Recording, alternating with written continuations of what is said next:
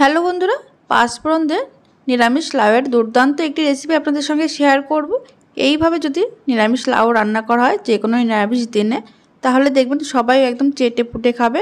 এটা ভাত হোক বা রুটির সঙ্গে খেতে কিন্তু অসাধারণ হয়। তাহলে চলুন দেখে নিই। সবার প্রথমে এখানে আমি হাফ চামচ পাঁচফোড়ন আর হাফ চামচ গোটা জিরে শুকনো খোলায় একটু ভেজে নেব। দেখুন মশলাটা ভাজা হয়ে গেছে, সুন্দর গন্ধ বেরিয়েছে। এবার এটা নামিয়ে ঠান্ডা করে নেব। দেখুন কড়াইতে দিয়ে দিলাম আমি 1 চামচ সাদা তেল। তেলটা ভালোভাবে গরম হয়ে যাওয়ার পর গ্যাসের ফ্লেম লোতে রেখে বড়িগুলো দিয়ে ভেজে নিচ্ছি। বড়িগুলো এরকম কালার আসা পর্যন্ত ভেজে নিতে হবে। এবার এগুলো তুলে নেব। এবার কড়াইতে দিয়ে দিচ্ছি আমি 1 চামচ সরষের তেল। এবার তেলটা গরম হয়ে যাওয়ার পর ফোড়নে দিচ্ছি একটা শুকনো লঙ্কা 2 টুকরো করে দিয়েছি, একটা তেজপাতা। এবার দিয়ে দেবো খুবই সামান্য পাঁচফোড়ন, দিয়ে দিচ্ছি কালো জিরে আর দিয়ে দেবো সামান্য জিরে। এখানে আপনারা কালো জিরের পরিবর্তে সরষেও দিতে পারেন। এবার দেখুন ফোড়নটা একটু ভাজা ভাজা হওয়ার পর এর মধ্যে দিয়ে দিচ্ছি সামান্য একটু হিং দিলে এই রান্নার স্বাদ কিন্তু দ্বিগুণ বেড়ে যায়। এবার এর মধ্যে দিয়ে দিচ্ছি কেটে রাখা আলু। এখানে একটা মিডিয়াম সাইজের আলু একদম ছোট ছোট টুকরো করে কেটে নিয়েছি। আলুগুলো দেওয়ার পর গ্যাসের আঁচ মিডিয়ামে রেখে 1 থেকে 1.5 মিনিট ভেজে নেওয়ার পর এর মধ্যে দিয়ে দিচ্ছি সামান্য নুন আর সামান্য হলুদ। নুন আর হলুদ দিয়ে আলুগুলো আরও 1 মিনিট আমি ভেজে নিচ্ছি। দেখুন 1 মিনিট ভেজে নেওয়ার পর এবার এর মধ্যে দিয়ে দিচ্ছি 1 টেবিল চামচ থেতো করা আদা আর কাঁচা লঙ্কা। এখানে আদা আর কাঁচা লঙ্কা বাটার চাইতে যদি এইভাবে থেতো করে দেওয়া হয় তাহলে কিন্তু এর ফ্লেভারটা ভীষণ ভালো হয়। দেখুন 30 সেকেন্ড আলুর সঙ্গে একটু নাড়াচাড়া করে নেওয়ার পর এর মধ্যে দিয়ে দিচ্ছি সিদ্ধ করে রাখা ছোলার ডাল। ছোলার ডাল আমি আগের থেকে 2 ঘন্টার জন্য জলে ভিজিয়ে রেখেছিলাম। তারপরে প্রেসার কুকারে 2টো সিটি দিয়ে নিয়েছি হাই আঁচে।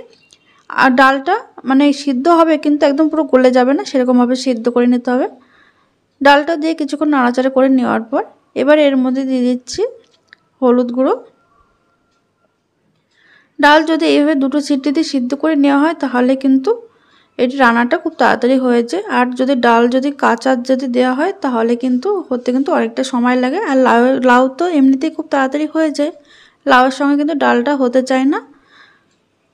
দেখুন তারপরে লাউটা দিয়ে খুব ভালো করে মিশিয়ে নিতে হবে। এইভাবে একবার বাড়িতে করে দেখবেন, খেতে কিন্তু অসাধারণ হয়। গ্যাসের আঁচ মিডিয়ামে রেখে লাউটা দিয়ে খুব ভালো করে মিশিয়ে নেওয়ার পর এবার এর মধ্যে দিয়ে দেবো আমি স্বাদ মতো নুন, দিয়ে দেবো সামান্য হলুদ। নুন আর হলুদ দিয়ে খুব ভালো করে মিশিয়ে নিতে হবে। এবার ঢাকা চাপাতে গ্যাসের আঁচ একদম লো টু মিডিয়ামে রেখে এটা 4 থেকে 5 মিনিট হতে দেব। দেখুন 4 মিনিট পর আমি ঢাকনাটা খুলে নিয়েছি। ঢাকনাটা খুলে নেওয়ার পর একবার একটু মিশিয়ে নিতে হবে এইভাবে। এখনও কিন্তু লাউ কিন্তু পুরোপুরি সিদ্ধ হয়নি। এবার এর মধ্যে দিয়ে দিচ্ছি সামান্য একটু জল কিন্তু এখানে একদম কম দিতে হবে। ভালো করে মিশিয়ে নেওয়ার পর আবারও ঢাকা চাপা দিয়ে 2 থেকে 3 মিনিট রান্না করে নেব। দেখুন 3 মিনিট পর আমি ঢাকনাটা খুলে নিয়েছি। এবার দেখে নেব লাউ কতটা সিদ্ধ হয়েছে।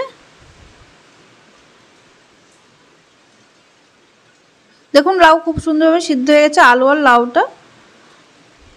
এবার ভালো করে মিশিয়ে নেওয়ার পর দিয়ে দিচ্ছি ভেজে রাখা ডালের বড়ি। বড়িটা দিয়ে খুব ভালো করে আবারও মিশিয়ে নিতে হবে। মিশিয়ে এরকম খুন্তি দিয়ে 2-1টা আলু ভেঙে দিলে একটু গ্রেভিটা একটু ঘন হবে। তারপরে দিয়ে দিতে হবে সেই ভেজে রাখা মশলাটা। প্রথমে যে মশলাটা ভেজে রেখেছিলাম সেটা ঠান্ডা হওয়ার পর একটু গুঁড়ো করে নিয়েছি। গুঁড়ো করে খুব ভালো করে মিশিয়ে নিতে হবে। আপনারা সবশেষে কিছুটা পরিমাণে ধনেপাতা কুচি চাইলে উপর থেকে দিয়ে দিতে পারেন।